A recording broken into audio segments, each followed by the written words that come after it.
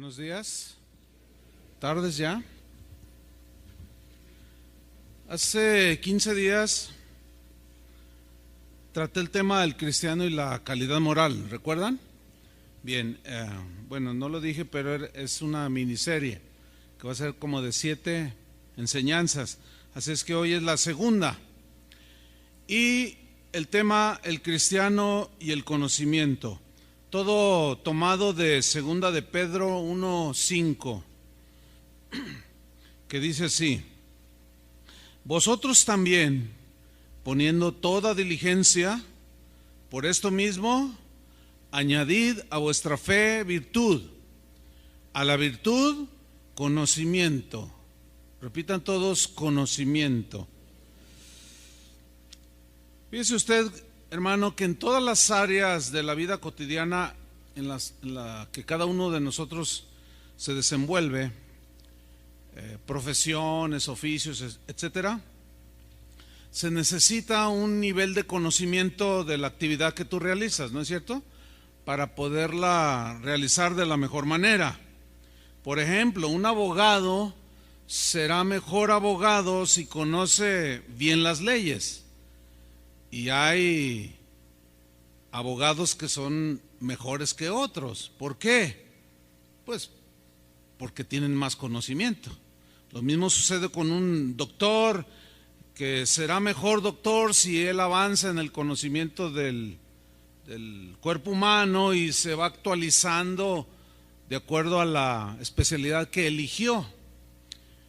De ahí vemos que hay doctores, por ejemplo, que son, por ejemplo, cardiólogos, pero hay unos que saben más que otros.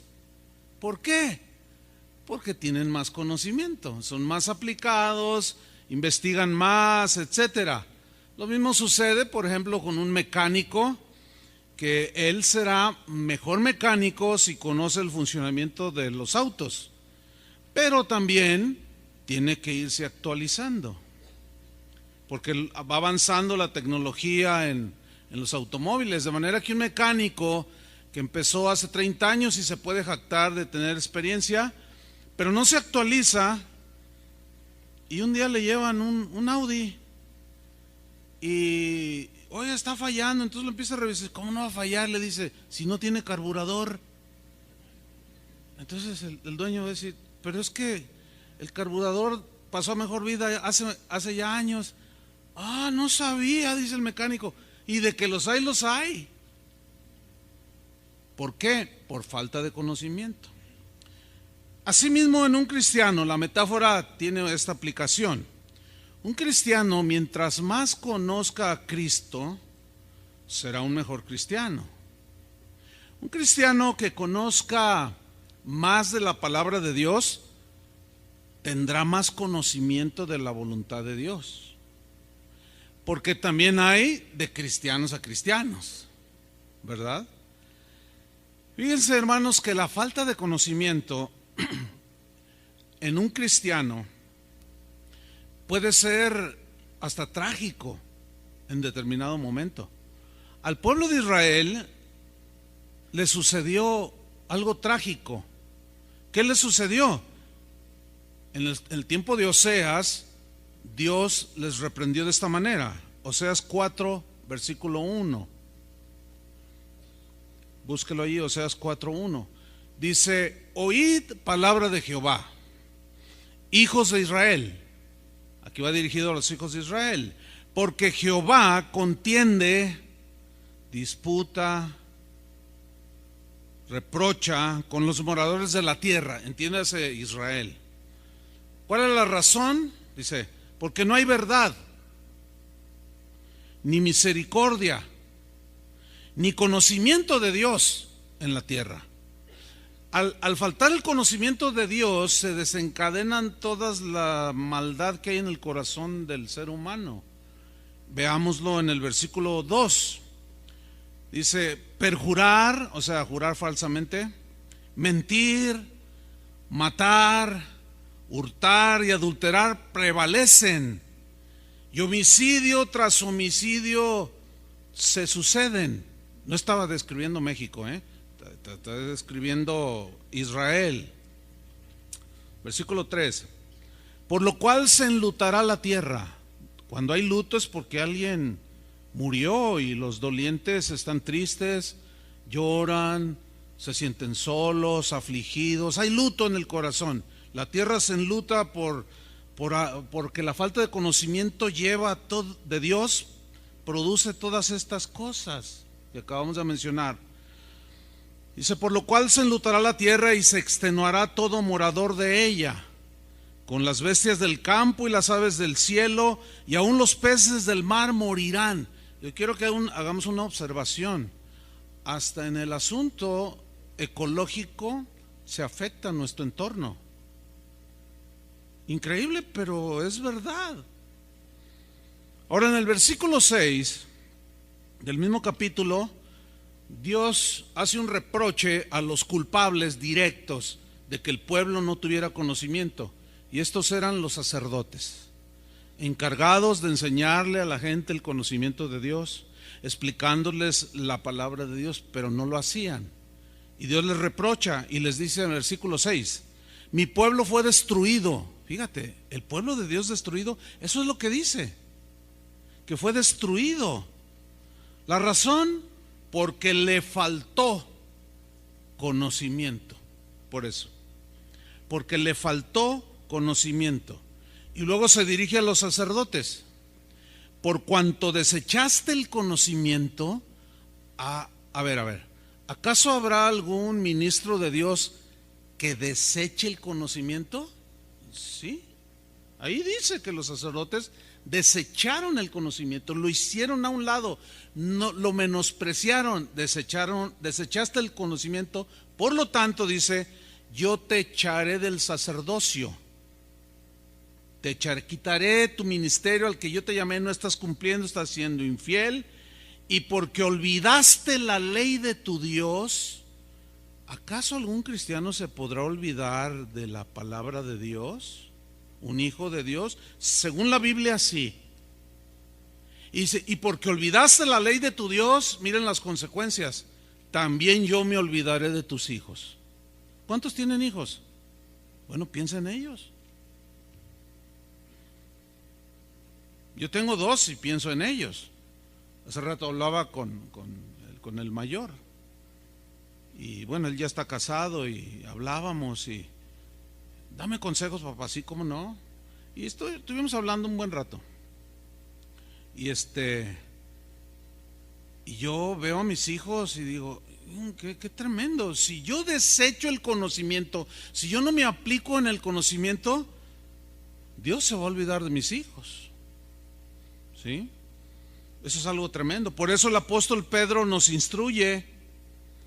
En 2 de Pedro, capítulo 1, versículo 5, el texto que leímos, vosotros también, o sea, nosotros los creyentes, puesto que Jesús ya hizo su parte en la cruz. ¿Quieren revisar el aire acondicionado, los encargados de mantenimiento? Porque veo que están soplando y como ya no me llega, no sé si lo apagaron. Y de por sí se me duermen y luego con calorcito pues sale peor la cosa. Pero no vaya a ser que yo también me quede dormido parado. Entonces, como Jesús ya hizo su parte, bueno, Él espera que nosotros hagamos la nuestra, ¿sí?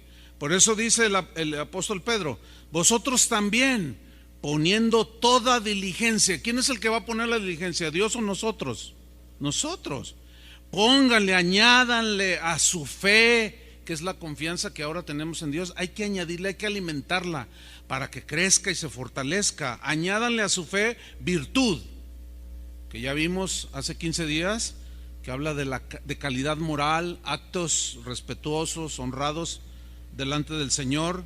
Añadid a vuestra fe virtud, y a la virtud, ¿qué hay que añadirle? Conocimiento. ¿Quién lo va a añadir? ¿Dios o nosotros?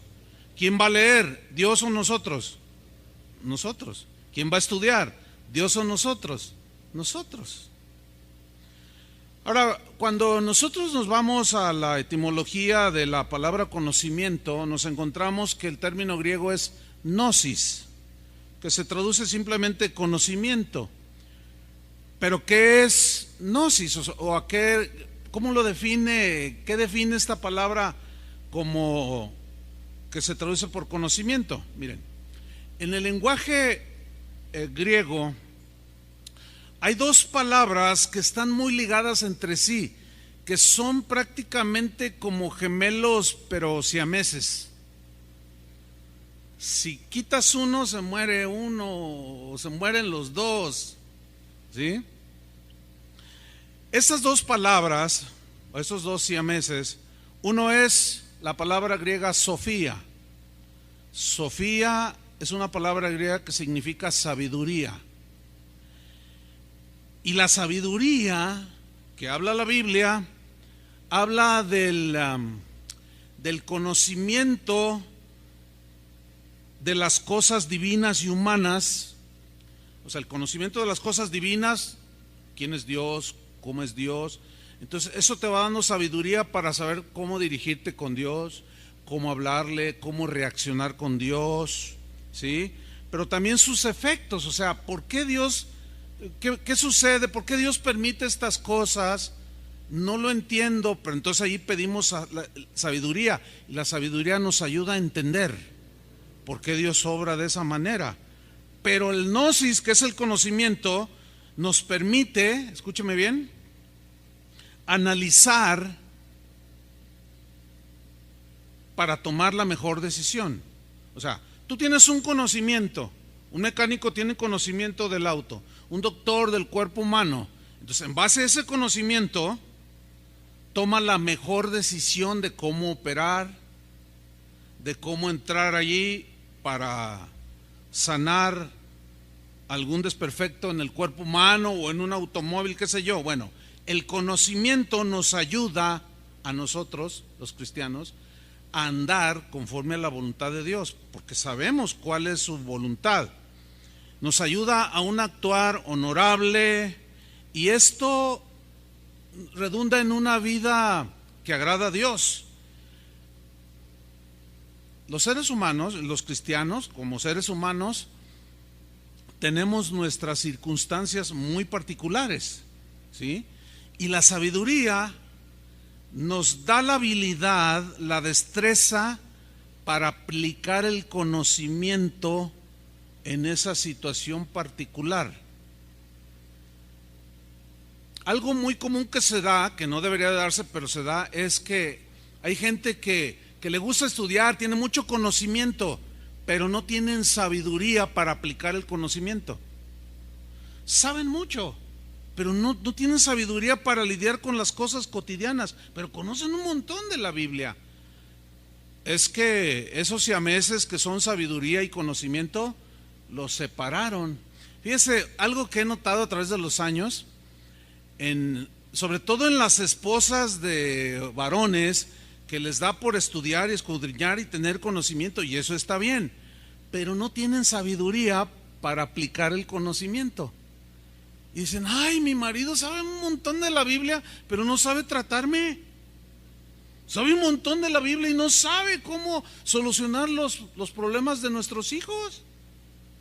Y siempre me manda a mí por enfrente, pero sabe mucho, tiene mucho conocimiento. Y se da unos agarres en internet con los teólogos allí.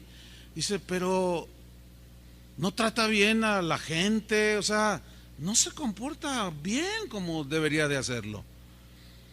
Santiago, en su carta, nos habla referente en el contexto es de las pruebas, las tentaciones, las pruebas que nos afligen por diversas razones.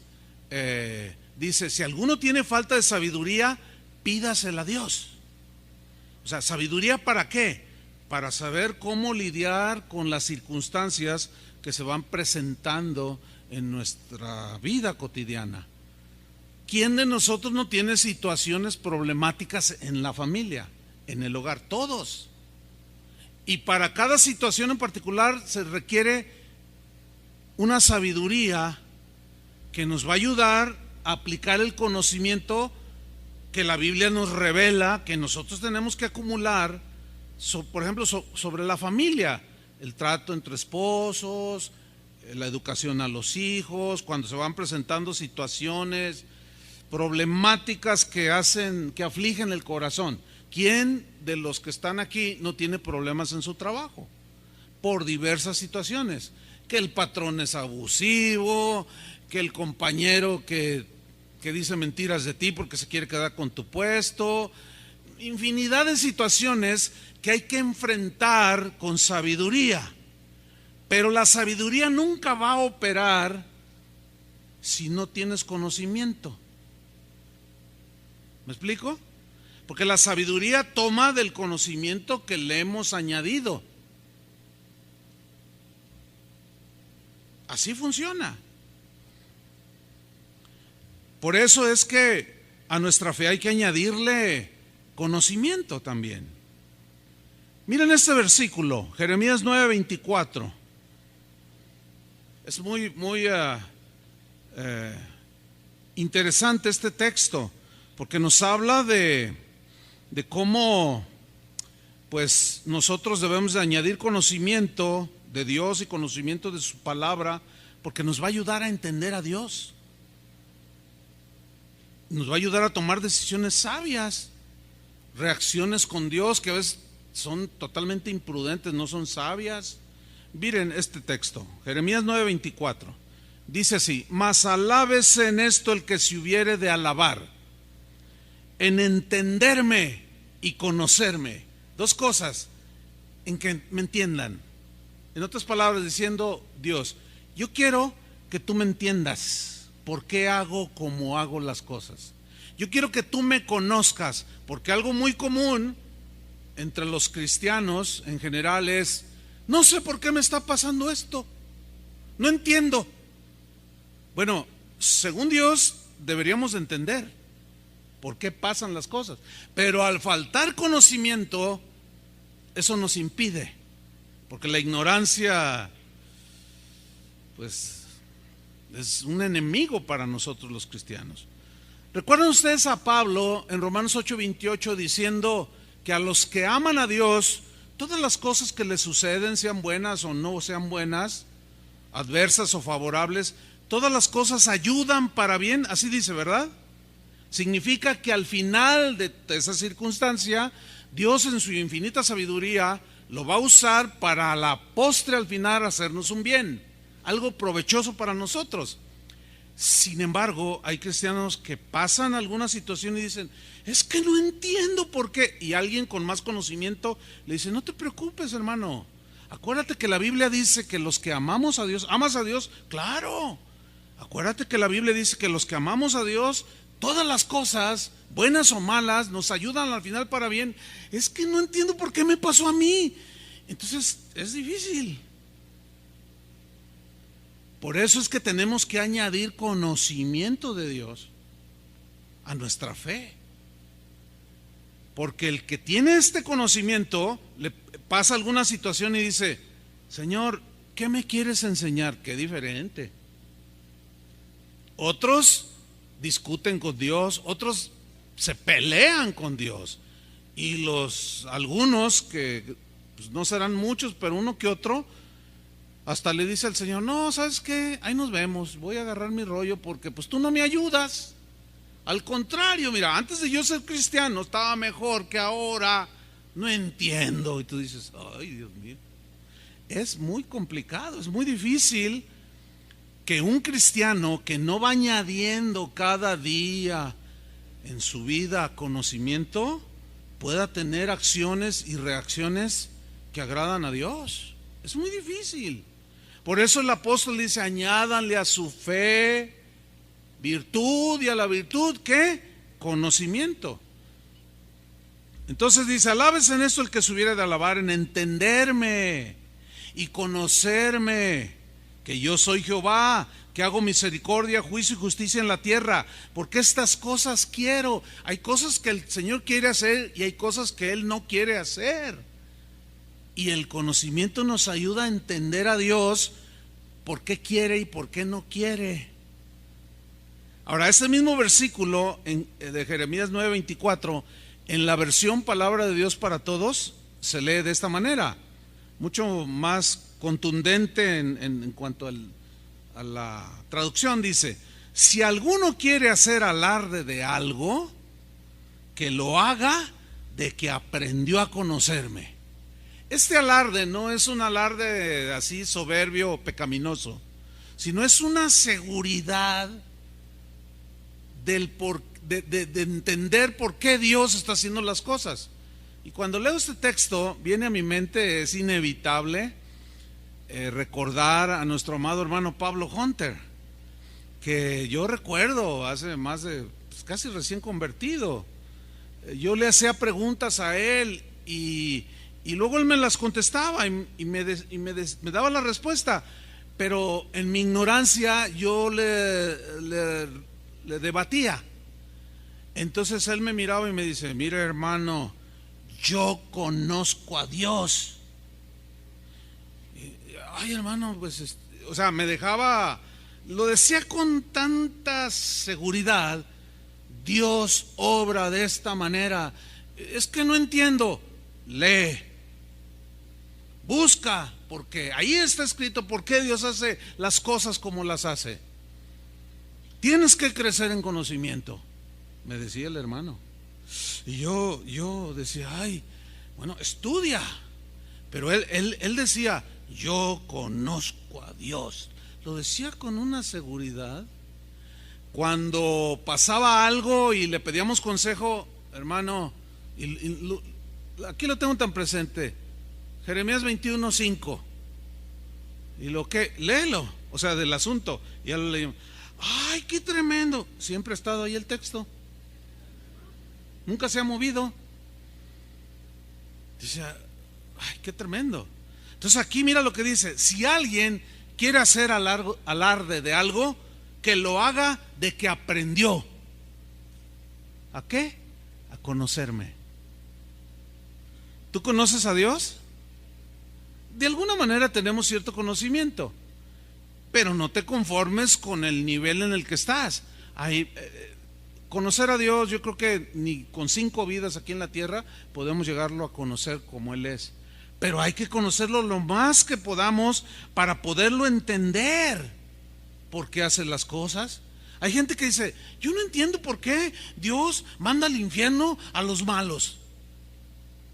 Bueno, la Biblia nos da el conocimiento suficiente para entender por qué Dios los envía al infierno. Pero ellos se quedan con un conocimiento muy limitado. No, yo lo único que sé es que Dios es amor. Y en una lógica deductiva o interpretación deductiva dicen: y si Él es amor, ¿cómo va a mandar a la gente al infierno? Y no lo entienden, porque no ven el otro lado de la justicia, de que la paga del pecado es la muerte, y son un lío por acá y terminan siendo ateos, terminan burlándose de Dios o despreciando a Dios. No podemos tener sabiduría si no contamos con el conocimiento aquí archivado que la sabiduría requiere para operar con sabiduría. Es como una computadora. Si usted le mete un software lo carga, entonces usted ya le pide información. Por ejemplo, yo tengo la Biblia en mis dispositivos, ¿sí? Entonces, si yo quiero usar la Biblia en mi celular, que tengo aquí ahorita funcionando como cronómetro, y quiero oír el Evangelio de Juan, y digo: a ver, Evangelio de Juan, y por más que le pique, si no está la aplicación, no me va a leer nada. La sabiduría no va a poder operar en un cristiano que no tenga cargado el conocimiento, porque si no, ¿cómo? No engrana ahí el asunto. El conocimiento y la sabiduría pues son como siameses, como decía al principio, que no debemos separar por ningún motivo, porque pues los primeros siameses que la historia registra los quisieron separar y se murieron. No había la tecnología, ¿verdad? Ahora ya parece que ya pueden ser separados. Pero fíjese, déjeme darle un dato importante respecto al conocimiento. En la iglesia del primer siglo, la iglesia apostólica, surgió un enemigo que dañó las vidas espirituales de muchos creyentes que se reunían en las comunidades cristianas, así como esta, pero estamos hablando del siglo primero, segundo y tercero. Bueno, ¿qué surgió? surgió un enemigo contra el cual todos los apóstoles lucharon y se llamó gnosticismo. La raíz es gnosis, que significa conocimiento. Pero ¿qué es el gnosticismo? El gnosticismo es una doctrina, es una filosofía de pensamiento que tiene unas revolturas entre religiosas, esotéricas y que derivan en la herejía. Esto se desarrolló durante los primeros tres siglos del cristianismo, y el gnosticismo prometía a sus seguidores que les brindaba un conocimiento intuitivo, pero lleno de misterios, de revelaciones secretas de las cosas divinas, que según ellos, ese conocimiento de las cosas secretas les daba la salvación.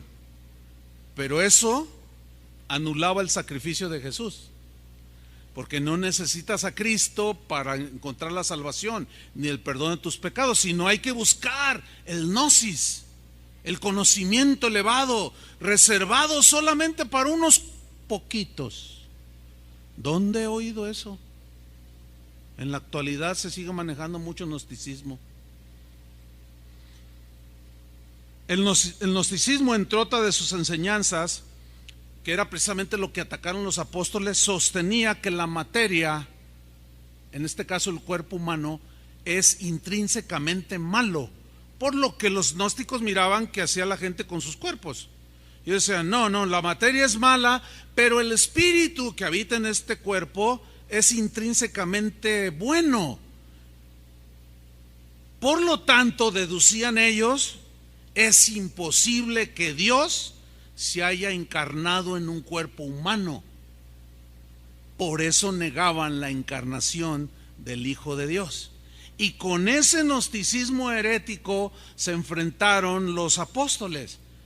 Y la primera y la segunda carta que escribió el apóstol Juan, la razón de esas dos cartas fue para contrarrestar el gnosticismo, que negaba que Jesucristo se había encarnado.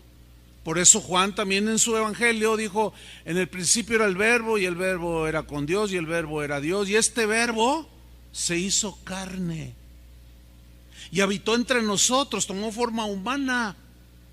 Pero el gnosticismo decía que no, que era imposible, en su filosofía de que el cuerpo era malo. Entonces dañaba la fe de muchos cristianos, y ellos decían finalmente, bueno, lo que hagas con el cuerpo, pues hazlo, porque pues es malo, no lo puedes contrarrestar. Entonces fornicaban, adulteraban, mataban, pero el espíritu ese quedaba limpio.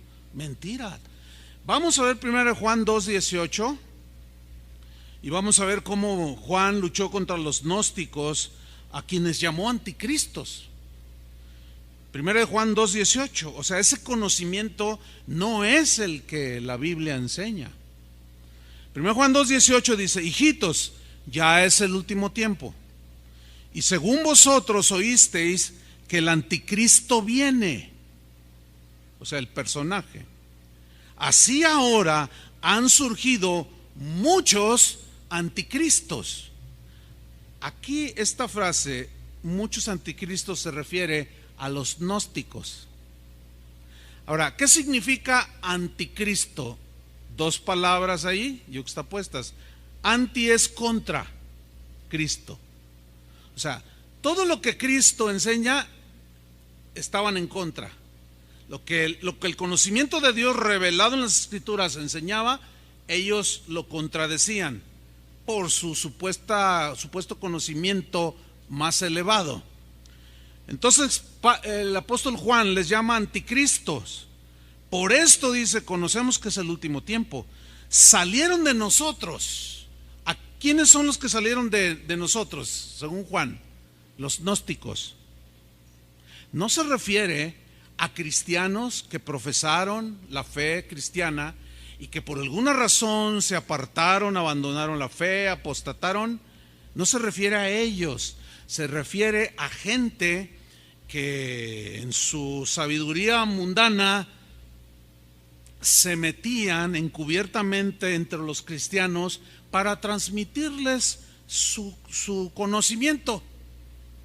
pero eso trastornaba la fe de los cristianos, y el apóstol Juan y los demás pastores y Pablo mismo se dieron cuenta que esta doctrina o esta filosofía se metía en las iglesias y arreciaron para contrarrestarla. Entonces, cuando dice salieron de nosotros, se refiere a los anticristos. Ellos nunca fueron cristianos. Entonces no se puede aplicar a alguien este texto 2:19, a alguien que dejó al Señor o que se fue, anda mal y se desapareció por ahí. Salieron de nosotros, pero no eran de nosotros, porque si hubiesen sido de nosotros, dijo Juan, habrían permanecido con nosotros. Pero salieron para que se manifestase que no todos son de nosotros, haciendo la distinción entre creyentes y gnósticos. Ahora, fíjate el capítulo 4 del mismo Primera de Juan, en el versículo 1, dice: amados, no creáis a todo espíritu. Aquí espíritu es sinónimo de persona. No creáis a toda persona, no. Ahora, vamos a aplicarlo a nosotros. Escuchen la exhortación: amados, no creáis a cualquier persona lo que dice. No, eso es un error, creer así nada más. No creáis a todo espíritu, sino probad los espíritus si son de Dios. Probad si esa gente es de Dios, porque muchos falsos profetas han salido por el mundo. En esto conoced el Espíritu de Dios. Sígame con atención. Todo espíritu que confiesa que Jesucristo ha venido en carne es de Dios. Aquí está ya claramente el contrarrestar esa filosofía gnóstica, de ese conocimiento supuestamente elevado. Todo aquel que confiesa que Jesucristo ha venido en carne es de Dios. Y todo espíritu, todo aquel que no confiesa que Jesucristo ha venido en carne, no es de Dios. Y este es el espíritu del anticristo. Es decir, cuando alguien dice que tiene un conocimiento y contradice las enseñanzas de Jesús, es un anticristo. Y ese conocimiento se puede meter en el nivel de gnosticismo. ¿Por qué? Porque si tú haces estas prácticas, si tú haces estos rituales, y nosotros te vamos a enseñar el conocimiento reservado solamente para unos poquitos, y tú eres uno de esos poquitos, y el otro se siente: yo soy uno de esos poquitos. Sí, y hasta lloran, se la creen que son de los poquitos, pero los engañan, porque lo que les enseñan es anticristo. Contradicen. Tú les presentas, les abres la Biblia: mira, aquí dice, no, bueno, sí ahí dice, pero es que las cosas son de esta manera. Anticristos. ¿Están captando la idea? ¿Sí o no? Contesten. O como no los veo, estoy hoy medio encandilado, pues no sé si se están durmiendo o qué. ¿Están aquí? Muy bien. Entonces termina el versículo 3. Y este es el espíritu del anticristo, el cual vosotros habéis oído que viene y que ahora ya está en el mundo. O sea, el que está en el mundo es el espíritu del anticristo. Es esa actitud de contradecir a Cristo. Y ese conocimiento lo cataloga, al ser de tipo religioso, lo cataloga como gnosticismo. Son otros pensamientos, son otros evangelios, son otro conocimiento. Ese no es el conocimiento que nosotros debemos adquirir. Ahora, nada más para ahondar un punto más aquí, el apóstol Pablo también luchó contra el gnosticismo y le dijo a Timoteo en 1 Timoteo 6:20, léalo conmigo, dice: oh Timoteo, le dice, guarda lo que se te ha encomendado. ¿Qué se le había encomendado? El evangelio, el pensamiento de Dios, los argumentos de Dios, las ideas de Dios, las buenas nuevas de Dios. Guárdalo celosamente, significa eso de guardar, evitando las profanas pláticas sobre cosas vanas y los argumentos de la falsamente llamada ciencia. Aquí ciencia, si tú vas al griego, es gnosis, se refiere al conocimiento. Es decir, aquí Pablo se está refiriendo a los argumentos del falso conocimiento, que es el gnosticismo. ¿Están captando? Ok. Versículo 21. La cual, o sea, esa ciencia, ese gnosis, profesando algunos, que fueron contaminados, ¿qué les sucedió? Se desviaron de la fe. O sea, le añadieron conocimiento, pero conocimiento que se originó en mentes humanas, no en la mente ni en el corazón de Dios. Ese conocimiento, hermanos, es anticristiano, es anticristo. Ese no es el conocimiento que nosotros debemos de añadir. Ahora, aquí una anotación importante. Mire, una vez yo escuché a un predicador que dijo: no, nosotros en nuestra iglesia no mandamos a nuestros hijos a estudiar, ni para doctores, ni para físicos, ni para nada, porque la Biblia dice la falsamente llamada ciencia. No se refiere al conocimiento de la investigación, el descubrimiento, no se refiere a eso, se refiere al gnosticismo. Cuando yo oí eso, dije, qué triste. Digo, qué triste que alguien como los sacerdotes del Antiguo Testamento, supuestamente puestos para enseñar al pueblo, den una interpretación tan plagada de ignorancia. Aquí ciencia todavía, inclusive en ese tiempo, no se tenía el concepto de ciencia como lo es el día de hoy. Se refiere al gnosticismo, al falso concepto de conocimiento, a eso se refiere. Ahora, entremos de lleno hacia cómo nosotros podemos obtener el conocimiento verdadero de Dios y de su palabra. Les voy a compartir 6 maneras en que nosotros podemos obtener conocimiento para añadirlo a nuestra fe y seguir creciendo. Número 1, por el oír. Sí, por el oír.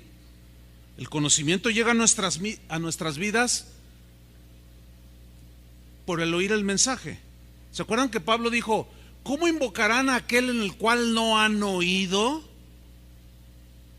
Hay que oír. Miren, llevo 37 minutos hablándoles. En 37 minutos ustedes han escuchado, han oído, ya obtuvieron cierto grado de conocimiento. Ahora ya saben hacer ciertas distinciones en lo que yo desarrollé. Bueno, ¿cómo lo obtuvieron? Oyendo, escuchando. Por eso es importante no dormirse, ¿verdad? Porque si te duermes, pues te perdiste, y luego, pues, camarón que se duerme, ¿cómo dice? Se lo lleva la corriente, y la corriente del mundo y el que se va a la villa, no, ese es otro, ese no tiene nada que ver. Por consiguiente, hermanos, miren, por ejemplo, yo no conocía la obra de Jesús, no conocía las buenas nuevas de Jesús para mi salvación, hasta que no las oí de alguien que me habló. Entonces las oí, y ahí yo conocí lo que Jesús había hecho en la cruz del Calvario. Por el oír, entonces, es que vamos adquiriendo conocimiento. Y es de suma importancia en nuestra vida oír la palabra de Dios. Porque aún después de nacer de nuevo, de llegar a ser hijos de Dios, es necesario seguir oyendo la palabra de Dios.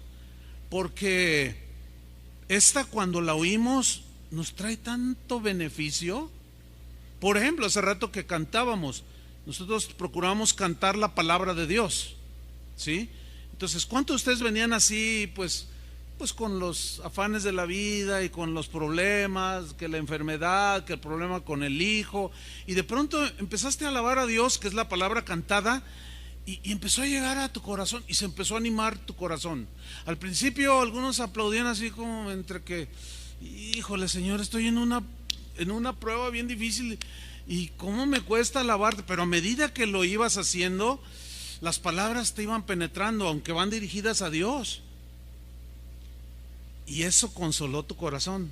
¿Sí perciben esto cuando adoran al Señor? Cuando oyen el mensaje ya sea cantado, predicado.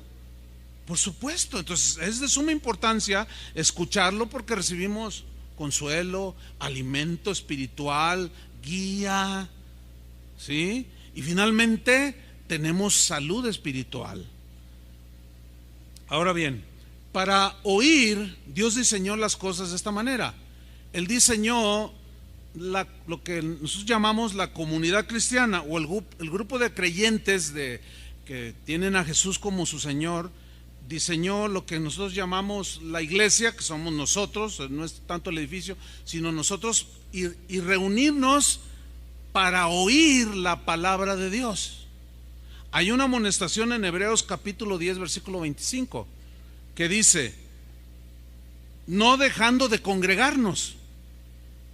Mira, últimamente, por todos los abusos que ha habido de pastores hacia los congregantes y viceversa, y toda la situación que está viviendo en muchos lugares en las iglesias, hay cristianos que ahorita están diciendo así: yo creo en Jesús, pero no creo ni en iglesias, ni en comunidades, y tampoco creo en pastores. Pregunta: ¿es correcto ese pensamiento? No. Porque el hecho de que hay abusos y autoritarismos y muchas cosas no anula lo que Dios dijo. Ese es otro asunto. Entonces aquí nos dice: no dejando de congregarnos. ¿Para qué nos congregamos? Para adorar a Dios y oír su palabra. Dice: no dejando de congregarnos como algunos tienen por costumbre. Hoy viene, en 3 domingos no se para, después llega a la mitad de la predicación y luego ya lava un poquito su conciencia y se va, y viene al otro domingo, pero luego a los 5 domingos siguientes ya no viene. O sea, tiene una mala costumbre.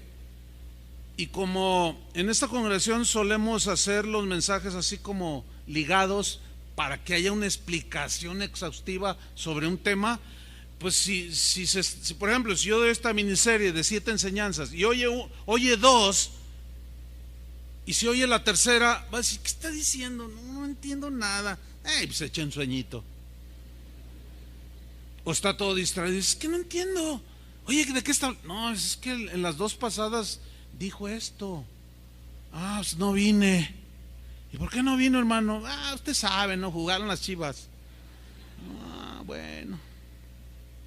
No, dice la exhortación: no dejando de congregarnos, como algunos tienen por costumbre. No dejen de congregarse. Es de vital importancia que un cristiano se congregue en la iglesia donde Dios lo plantó. Tiene el cristiano que ser un asiduo congregante. Eso es lo que enseña la Biblia.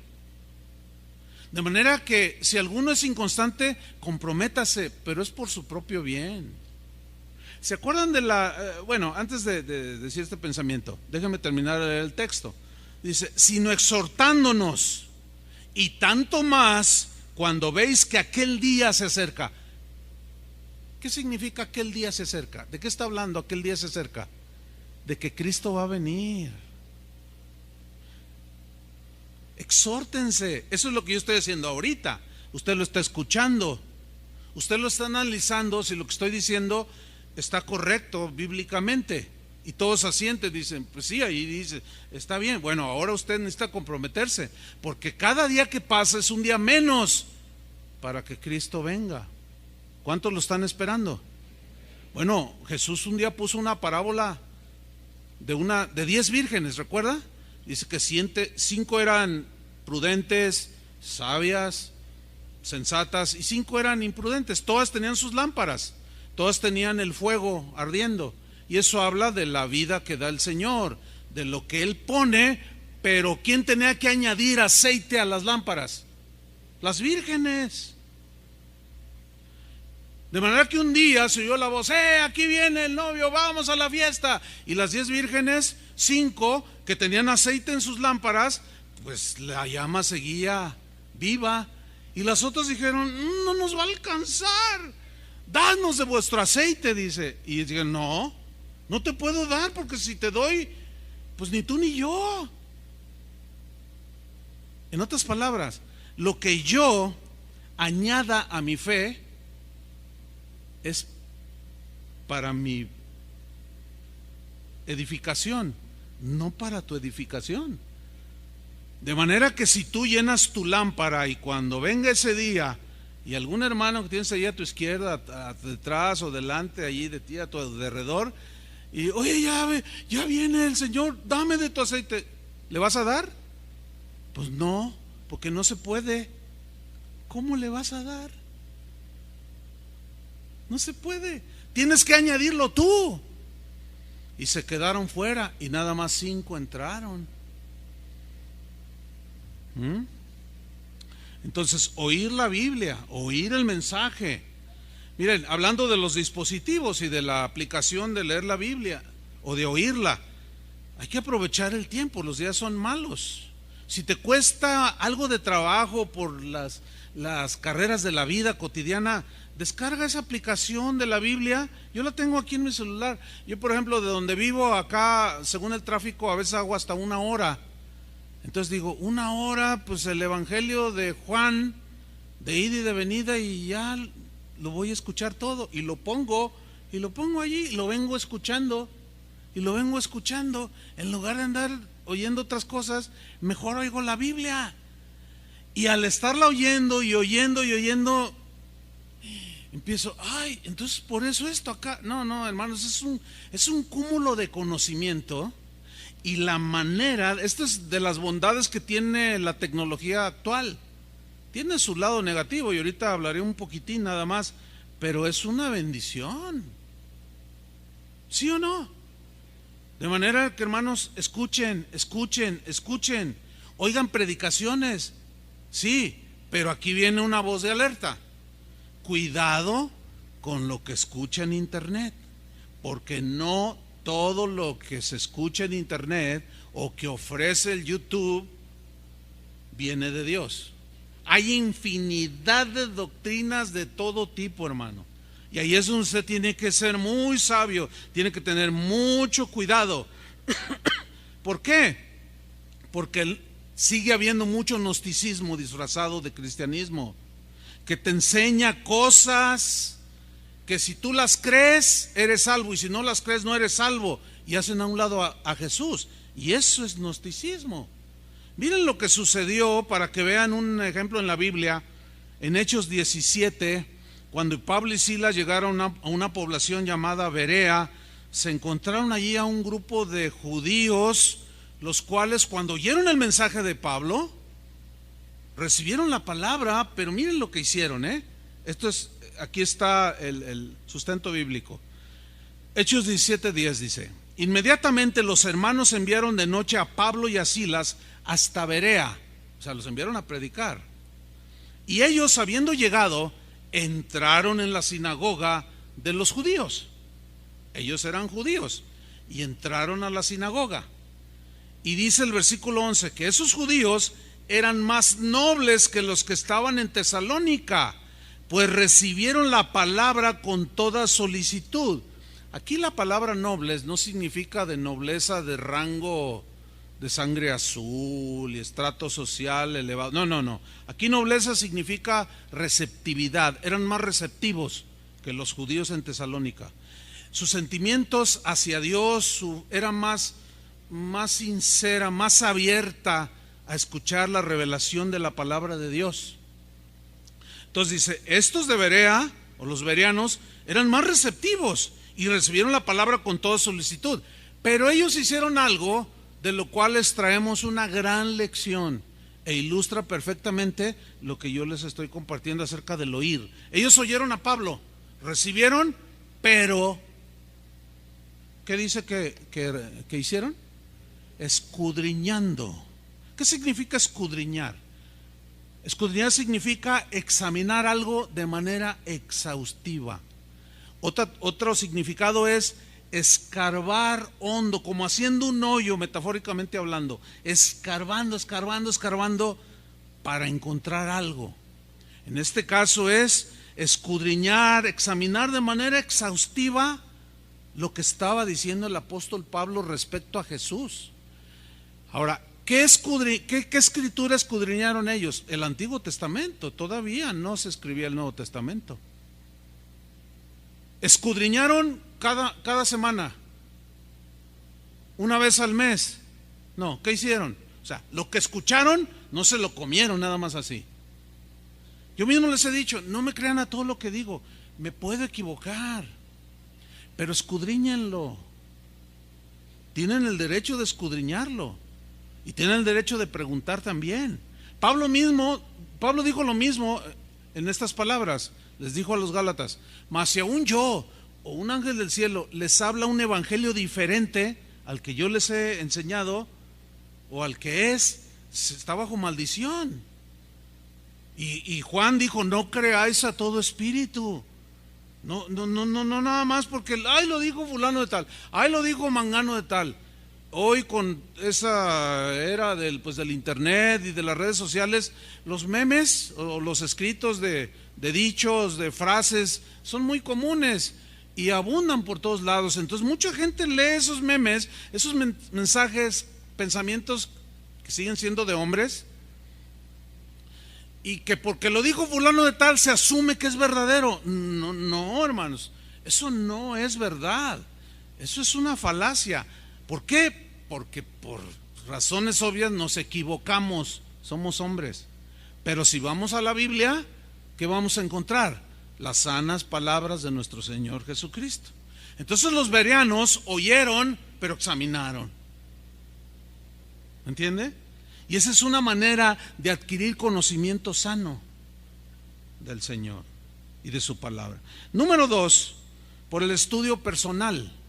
O sea, el estudio aplicado, organizado, pero siempre tiene que ser bajo la guía del Espíritu Santo, a quien le podemos pedir al Señor: Señor, que tu Espíritu Santo me ilumine para entender qué me quieres hablar en esto que estoy leyendo.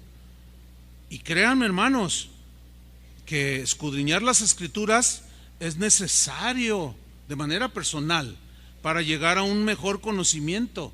Miren lo que pasó en Juan capítulo 5, donde los judíos del tiempo de Jesús fueron amonestados por la falta de un estudio serio de manera personal, falto de humildad.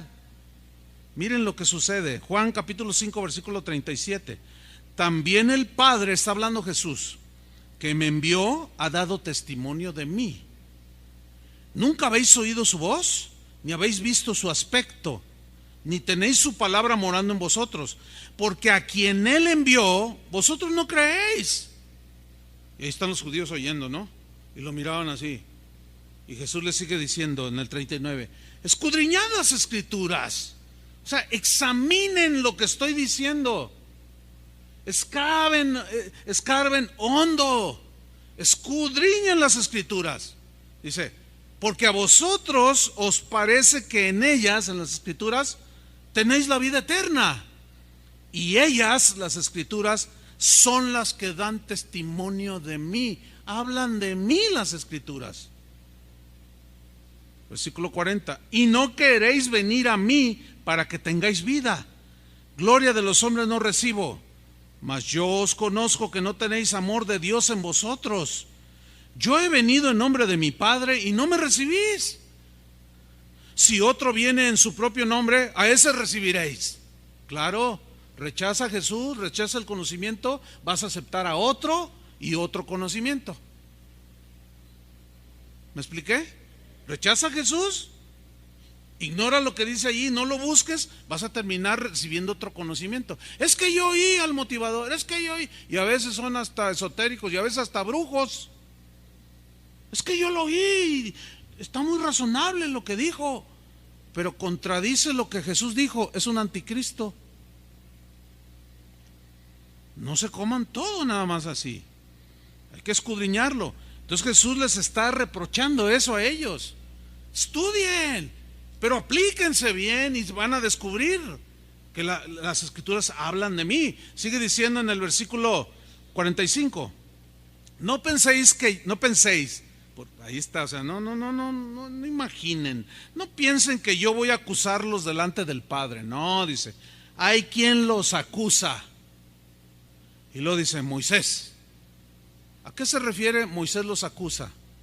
Por los escritos de Moisés. ¿Cuáles fueron los escritos de Moisés? Concretamente aquí es lo que conocemos como el Pentateuco, los primeros 5 libros de la Biblia. Dice, no, hay quien los acusa, Moisés, en quien vosotros, o sea, en esos escritos, tienen vuestra esperanza. Porque si creyereis a Moisés, o sea, lo que escribió, me creeríais a mí, porque de mí escribió Moisés. Pero no escudriñan. Es como el ejemplo que puse un rato, voy a quizás a reiterarlo. No, bueno, Dios no puede mandar al infierno a sus criaturas, dicen. Dios es amor. Y un Dios amoroso, ¿cómo va a mandar a alguien al infierno? Bueno, ese es tu nivel de conocimiento, pero está incompleto. Porque es verdad que Dios es amor, pero también es verdad que Dios retribuye a cada quien según sus obras, ¿sí o no? Te falta ese lado del conocimiento. Si es un Dios de amor, tanto amó Dios al mundo que dio la manera en que podamos ser salvos, pero rechazan la única manera de poder ser salvos, se llama Jesús. Y al rechazarlo, hay un castigo, porque la justicia de Dios demanda un castigo por violar sus mandamientos o por pecar. La Biblia lo llama pecado y tiene que haber un castigo. Entonces tu conocimiento es incompleto, hay que complementar ese conocimiento. Y es ahí donde muchos, no, ¿cómo? No, si yo fuera Dios, si tú fueras Dios. Tú sabes que esa es una imposibilidad total. Nadie aquí, pues, si yo fuera Dios, no, si yo fuera Dios. Hasta hay una película que se llama así, si yo fuera Dios. Imagínate, si yo fuera Dios, yo a todos los mandaba al cielo, hicieran lo que hicieran, aunque mataran también, porque yo sería todo amor. No, yo no quiero un Dios así. Si imagínate el caos, y luego otra vez nos manda el caos al cielo. No, el cielo es todo orden, toda armonía. El infierno es toda confusión, porque sus vidas son una confusión y cada quien merece vivir en el lugar que le corresponde de sus acciones. Entonces dice el 47, pero si no creéis a sus escritos, o sea, el conocimiento que Dios dejó, dice, ¿cómo creeréis a mis palabras, a mi mensaje? Entonces, hermanos, hay que oír, pero hay que saber oír. ¿Se acuerdan cuando Jesús decía, el que tiene oídos para oír, oiga? Parece como una redundancia, ¿verdad? Ahí no significa, ¿tienes oídos? ¿Crees que estás oyendo bien? Escucha con mucha atención el mensaje. Adquiere este conocimiento. Adquiere y pide esta sabiduría de Dios. Te va a ayudar. Número 3, de cómo podemos adquirir conocimiento para añadirlo a nuestra fe. Pues es tomando estudios, asistiendo a los estudios que cada congregación debe de brindar a sus congregantes. Miren, toda congregación, por más pequeñita que sea, por más pobre materialmente hablando, por más lo que sea, no hay pretexto, ninguna congregación, ningún pastor puede poner de pretexto absolutamente nada para no brindarle a sus congregantes enseñanza continua de las Escrituras. No hay razón. ¿Por qué? Simplemente porque son instrucciones de Jesús. Mateo 28:19. Por tanto, id y haced discípulos a todas las naciones. Bautícenlos en el nombre del Padre, del Hijo y del Espíritu Santo. Enseñándoles que guarden todas las cosas que os he mandado. ¿Quiénes fueron los primeros depositarios del Evangelio? Los apóstoles. Bueno, vayan y enséñenles ustedes lo mismo. Y a la vez, estos, una vez aprendiendo, enseñen lo mismo. El problema es, se presenta, por ejemplo, un ejemplo se los voy a ilustrar. Yo recibo correos, pastor, Dios me llamó a ser pastor y es una bendición para mí. Fíjese que Dios me ha bendecido y tengo 80 personas adultas y 40 niños. Pero ya no sé qué hacer, hermano. Puede venir para que usted me discipule o usted enseña a mi gente. No voy a hacerlo. ¿Cómo? No, miren, escúchenme bien, no es egoísmo, se los voy a explicar. Dios me va a pedir cuentas a mí como pastor de esta congregación, de ustedes, no de las ovejas de la iglesia de enfrente. ¿Me explico? Dios me va a pedir a mí cuentas de mis hijos, no de los de usted. ¿Entienden eso, no? Es lo mismo. O sea,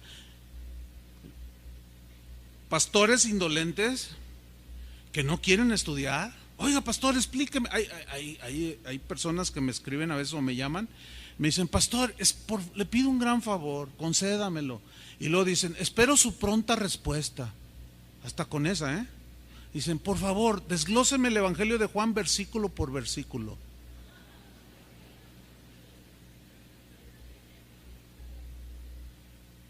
Increíble. Oye, hermano, yo no puedo hacer eso. ¿En qué iglesia te congregas? No, pues en la iglesia Pan de Vida. Bueno, mejor no digo nombres. O sea, en la iglesia fulana de tal. En la iglesia El Pozo de Jacob. No hay ni una que se llame así. Ah, pues mira, el pastor, tu pastor es el responsable y es a quien debes de acudir para que te desglose todo el Evangelio de San Juan, versículo por versículo. No, pues ya le dije, pero me dice que él no sabe. Ah, pues dile que estudie. No, ya le dije, pero él me dice que no tiene tiempo. Ah, oye, pero pues yo no puedo hacerlo.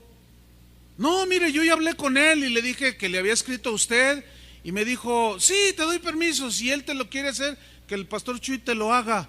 No te lo voy a hacer. No. O sea, mi prioridad como pastor son ustedes. O sea, no es egoísmo ni mala onda. ¿Alcanza a percibirlo?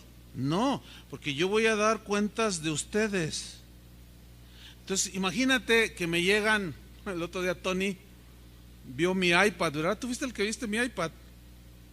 Y vio donde está el icono de correos y había casi 11,000 correos y me dice, ¿qué? Y le digo, sí, mira, y si te leo de uno por uno, hermano, explíqueme el Génesis, por favor explíqueme qué significa en el griego, en el arameo y en el totonaca esta palabra. No, o sea, yo les digo, ay, hermano, no puedo. Algunos, claro, me tachan de todo, de mala onda, de egoísta y que Dios te va a pedir cuentas. Yo sé que me va a pedir cuentas, pero no de las ovejas de otro, aunque es el mismo rebaño. ¿Entendieron? Entonces yo termino diciéndoles, mira, ok, a lo más que te puedo ayudar es ingresa a la página que tenemos en internet y ahí están, descárgalas gratis, escúchalos y haz tus notas. Y a los 15 días, pastor, mejor mándeme sus bosquejos, ¿no? Si quieres voy y te arrullo y te agarro así. Voy y te duermo y te acuesto y te canto un cantito de cuna. No, hermano. Fíjense hasta dónde caemos. Todo porque por irresponsables. Eso no es correcto. Y no es sabio. Hasta hay un dicho mundano que dice, el que mucho abarca, ¿qué? Ese sí se lo saben, habían de leer más la Biblia para que se sepan los proverbios, cuando menos de memoria los proverbios de Salomón. Bueno, en eso ni yo me los sé de memoria, pero continuamente los escucho porque son razones prudentes que te llevarán a una vida, a tomar decisiones sabias, prudentes, dichos de los sabios que harán de la mujer imprudente una mujer prudente. Una de sabiduría que tiene y de conocimiento impresionante. No, cada quien es responsable de aplicarse en el estudio, ¿sí? Y así ustedes, hermanos, oigan, no dejen de congregarse, tomen estudios en la iglesia. Nosotros brindamos estudios para todos. Que no asistan, esa es otra situación. Nosotros hacemos nuestra parte. Una vez haciendo lo que nos corresponde, ya delante del Señor hicimos lo que teníamos que hacer y la responsabilidad cae en ustedes. Porque aquel que es inconstante, que no estudia y todo, de pronto, como solemos decir, ay, se le atoró la carreta. ¿Han oído eso, no? O sea, que tuvo un problema y de pronto se acordaron de Dios. Como la llanta de refacción, nadie se acuerda de ella hasta que se te poncha la llanta. Y así muchos tienen a Dios como llanta de refacción, nada más cuando se les poncha en la vida, se acuerdan de Dios. Y luego llegan muy fervientes a la iglesia. Y están ahí, luego, pastor, fíjese que... Entonces quieren que les arregle uno en un minuto y con nuestra santísima oración lo que ustedes en un mes se han encargado de despilfarrar, de desintegrar su familia, sus amistades. ¿Por qué? Porque no están ahí donde deben de estar. Y los que han hablado conmigo con estas situaciones, quizás hay algunos aquí presentes, son testigos de que yo les digo, mira hermano, mi oración no va a cambiar nada. Vamos a orar, voy a orar por ti, es parte de mi responsabilidad.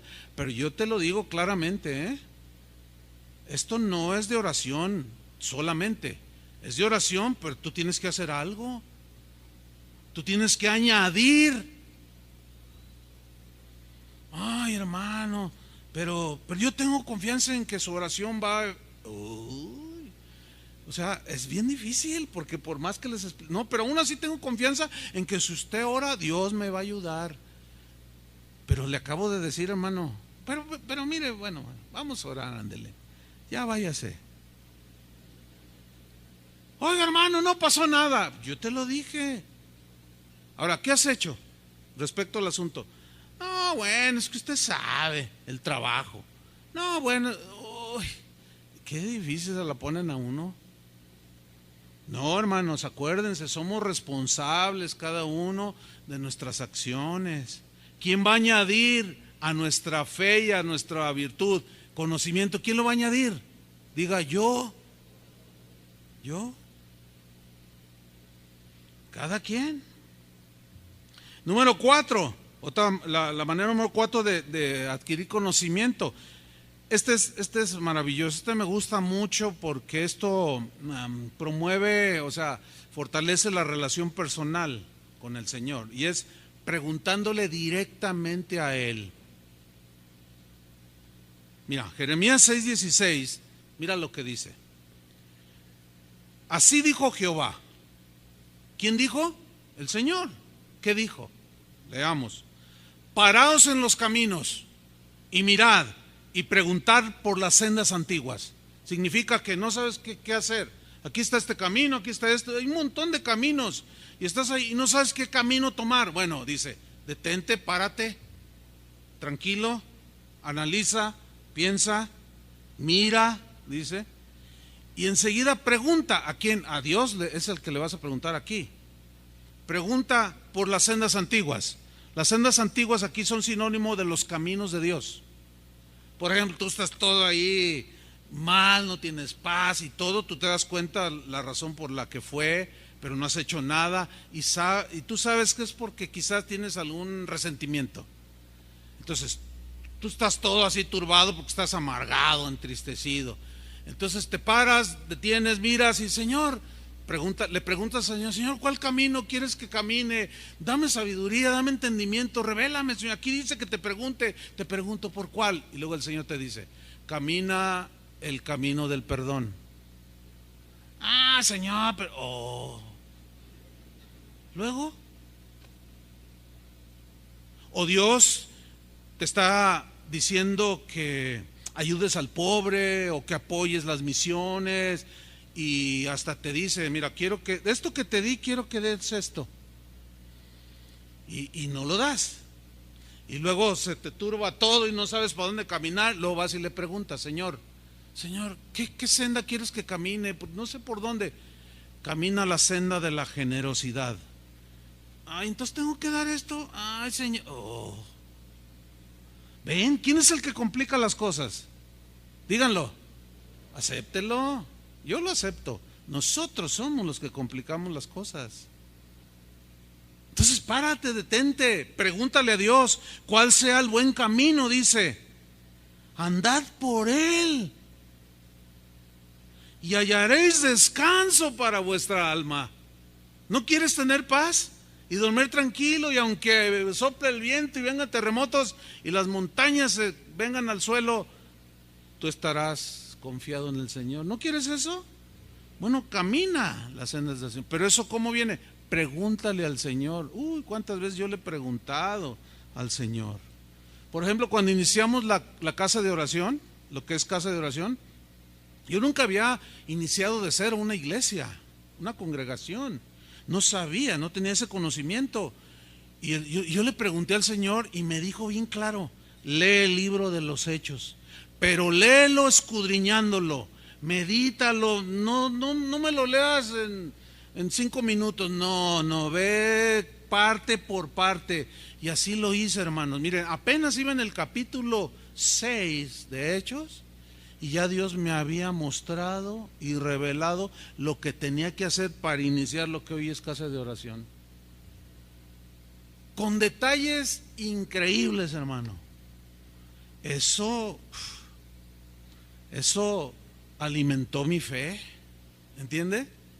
Alimentó mi fe, fortaleció mi fe, porque había que añadirle el conocimiento de cómo hacerlo, ese conocimiento en particular, la guía particular, porque el Espíritu Santo es el gran maestro. ¿Se acuerdan que Jesús dijo en Juan 14:26 que el Consolador, el Espíritu Santo, a quien el Padre enviará en mi nombre, Él os enseñará todas las cosas y os recordará, escuchen aquí, recordará todas las cosas que yo os he dicho? O sea, todo el conocimiento que los apóstoles habían almacenado, habían cargado con ese software del mensaje de Jesús, el corazón de su computadora o la computadora de su corazón, el Espíritu Santo se los recordaba. ¿Para qué? ¿O cuándo? En el momento preciso. Mira, hay textos que yo no los recuerdo. Ahorita conozco muchos textos, muchos pasajes de la Biblia. Puedo decir que conozco la Biblia en un cierto nivel, pero ahorita no la tengo toda presente.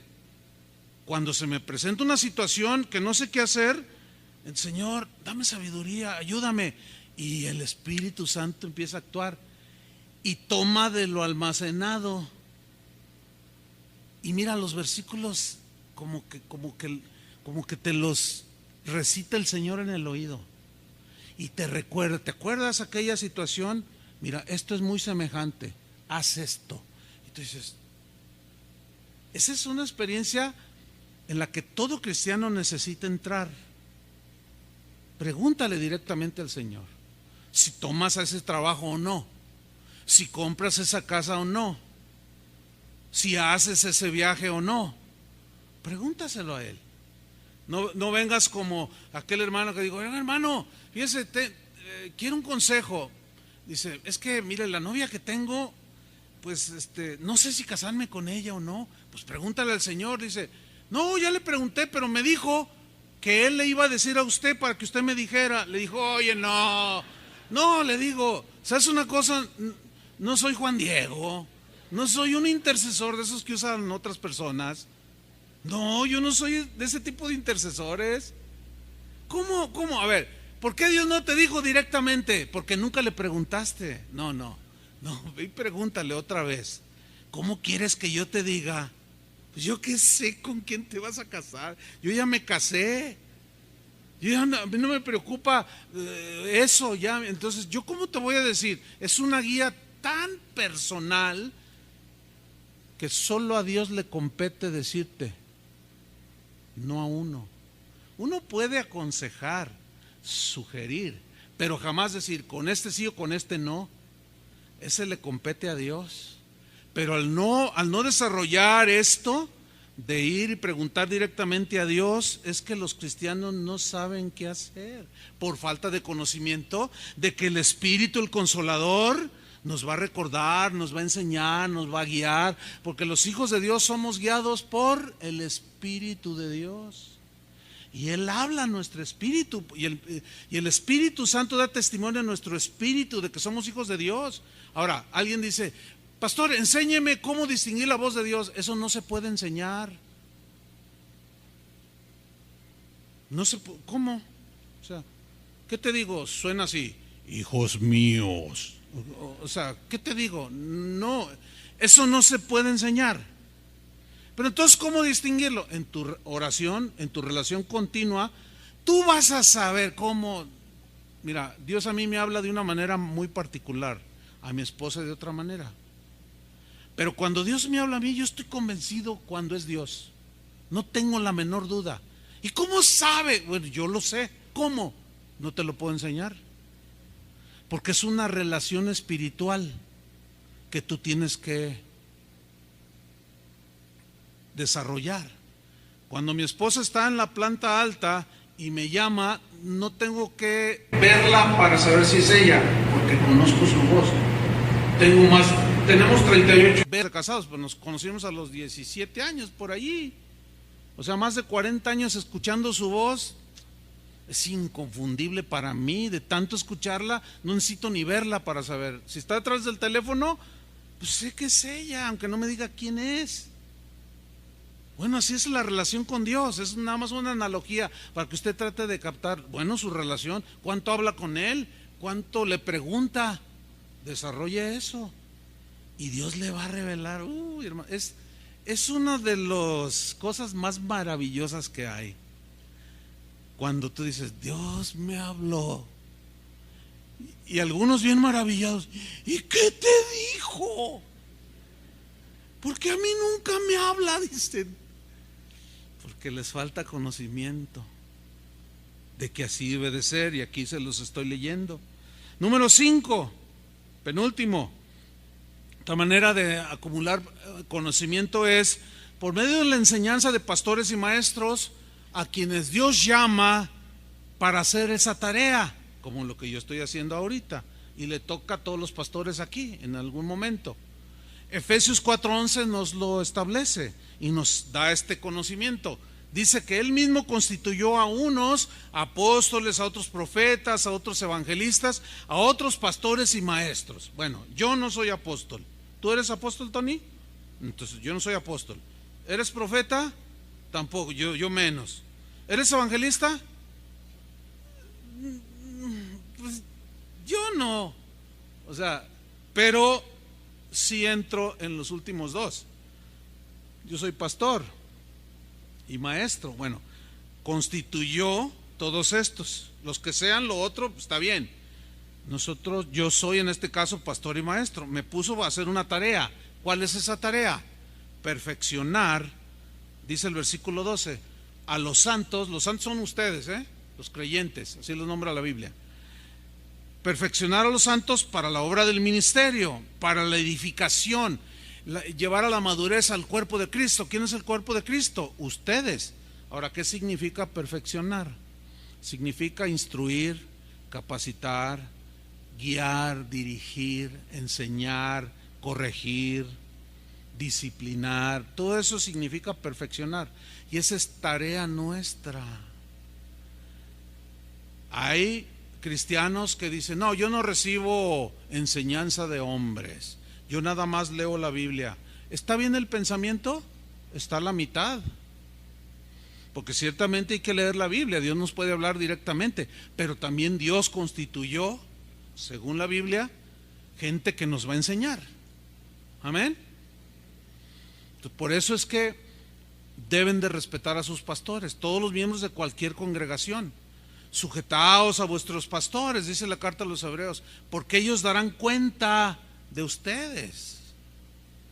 Pero nosotros tenemos que estar conscientes de esa responsabilidad, la cual es perfeccionarlos, enseñarles, desglosarles el conocimiento, el alimento, porque repito, ustedes son nuestra prioridad, porque ustedes son quienes Dios puso bajo nuestra supervisión. Eso es lo que significa la palabra obispo, supervisor, ¿sí? De que ustedes caminen con el Señor, y de ahí todas las enseñanzas. Y finalmente, otra manera de obtener conocimiento, pues es aceptando corrección por gente que sabe más. No hay duda de que siempre habrá gente que sabe más que nosotros. ¿Están de acuerdo con eso?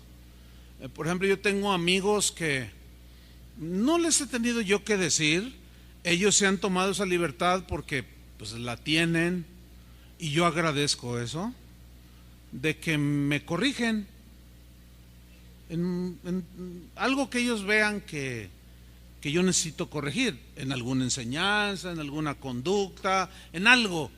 Y, oye, Chuy, escuché tu mensaje así, así, pero no has considerado esto, escudriñalo, mira el otro lado, voltea la tortilla, me dijo una vez uno. Entonces yo dije, a ver, y lo empecé a hacer, tomé en cuenta la instrucción, dije, ay, de veras, mi apreciación de este tema no fue del todo equilibrado. No, pues gracias, ¿no? Bueno, una actitud de aprendizaje, de corazón, o sea, enseñable, es muy importante, hermanos. Porque aquel cristiano que por haber estudiado un curso de 2 años o 3, o aún siendo doctor en teología, que cierra su corazón y pretenda afirmar que conoce y sabe todo, no sabe nada, dijo Pablo. El que cree que sabe, no sabe nada, dice. ¿Por qué? Porque esa actitud de no, ¿y tú qué me vas a enseñar? No es nada humilde, no es el Espíritu de Cristo. Cuando Pablo reprendió a Pedro por una conducta no muy correcta, dice que lo reprendió, ahí viene en Gálatas capítulo 2, dice que lo reprendió y Pedro aceptó la reprensión, la corrección, y eso lo llevó a crecer, ¿sí? Es muy dado en pastores, pero también en creyentes que tienen esa actitud de no, ¿y tú qué me enseñas? Hasta hay un dicho, ¿verdad? Por la actitud que toman algunos ministros de Dios. ¿Le vas a enseñar el Padre Nuestro al señor cura? ¿Y tú qué me vas a enseñar a mí? Con una actitud así bien fea. No es correcto.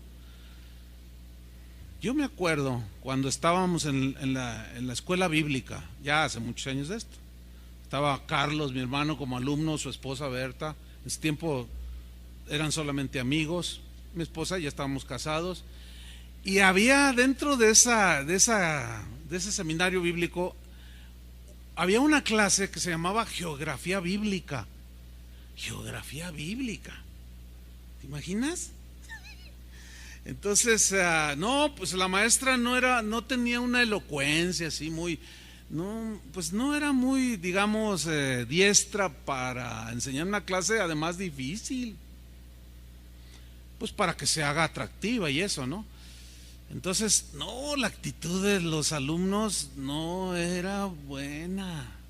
Yo me acuerdo que mi esposa me decía, Chuy, no, pon atención, porque todos nos sumíamos en el mesabanco con el lápiz. Y la otra, y que el apóstol Pablo caminó por aquí en la región de Betania y que no sé cuánto Jesús, y pura geografía bíblica. ¡Qué aburrido! La verdad es que estaba aburrido. Y todos los alumnos ahí, todos, ¡ay, qué mala onda! ¿Pero qué creen que pasó? Pues ándale, que uno de los maestros a quien yo respetaba mucho, porque fue de los mejores maestros que tuve en el seminario, yo creo que se asomó, de alguna manera se dio cuenta, y como yo me acercaba mucho a él y le pedía consejo y me decía, tú investigas, tú, dice, lo que yo esté de mi parte, lo que yo he acumulado, yo te lo quiero depositar, bien generoso, para compartir como maestro, ¿verdad? Entonces un día me dice, Chuy, ven para acá, me dice. Y yo, ay, el maestro, dígame, maestro, siéntate allí, me dice. Dice, mira, ¿sabes una cosa? Dios te quiere usar de una manera que tú no te imaginas, pero ¿sabes una cosa? Tú y los alumnos ahí de esa clase, tienen una actitud horrible, me dijo. Y yo, no, pero pues yo sé que Jesús, el pozo de Betania está en tal región, está en Samaria. No, me dice, o cambias esa actitud o te estancas. Esa actitud de desprecio hacia alguien que quizás no es muy diestro. Mira, Chuy, si tú abres tu corazón, hasta un burro te enseña, me dijo. Pero aquel era tan cerrado, el profeta aquel, que aún hablándole el burro, ¿por qué me pega? Se puso a hablar con él, ni siquiera reaccionó. ¡Ay, me está hablando un burro! O sea, estaba tan tapado, tan cerrado, tan mala onda en su corazón, que ni siquiera tuvo tiempo para reflexionar que Dios le estaba hablando a través de un burro. Y si Dios usa un burro, y me dio una reprensión, hermano, y me corrigió. Me dice, mira, a lo mejor fui fuerte, pero te va a ayudar, hazlo. No, la siguiente clase entré, hermanos. O sea, yo tomé la corrección y me senté, y con mi pluma, en aquel tiempo pues no había computadoras, ¿verdad? Y me senté y empezó a hablar con aquella aburrición. Pero yo, fíjate, en ese tono monótono de enseñanza, pues duerme a cualquiera. A lo mejor yo tengo que mejorar mi tono porque se me duermen también. O estaré pagando las consecuencias de lo que sembré. No, pero yo no me dormía. Bueno, llegué a la siguiente clase y me senté ahí y empieza aquella enseñanza monótona, pero yo hice un esfuerzo por captar lo que estaba diciendo. Y a medida que hablaba, hermano, sucedió algo. ¿Saben qué pasó? Dios me empezó a enseñar cosas que hasta en la actualidad yo les comparto a ustedes. Entonces, cuando nos empezó a explicar esa aburrida clase de geografía bíblica, que el Monte Carmelo está situado en tal parte, y allí fue donde Elías, quién sabe qué, quién sabe cuánto, y empecé a aprender. Dios me mostraba cosas que aún ni siquiera la maestra decía, y yo salía bien edificado. Aprendí, hermanos. Por eso queremos desarraigar esa actitud y esa actitud de algunos que, ¿quién va a predicar mañana? ¿El pastor Chuy o quién? No, no está. Entonces no voy. Sígale. Ciérrese al mensaje de otros que quizás no le gusten. Mire, yo escucho a un maestro de la Biblia que, si usted lo oye, probablemente lo va a escuchar aburrido, porque es aburrido para enseñar. Pero miren lo que me ayudó. Yo lo escucho, es un teólogo, es mucho más joven que yo, pero yo lo estoy escuchando, sus enseñanzas que da son llenas de conocimiento y de sabiduría, aunque su tono no es bien enfadoso. Pero créamelo, hermano, mire, si yo estoy suscrito en su canal de YouTube, y cuando él saca algo, me brinca a mí en mi teléfono, y en la primera lo escucho, porque me ayudó aquello. ¿Me explico? Déjeme terminar con un ejemplo en la Biblia. Hechos 18:24. Dice Hechos 18:24: llegó entonces a Éfeso un judío llamado Apolos, natural de Alejandría, varón elocuente. Oh, mire, este era elocuente, poderoso en las escrituras.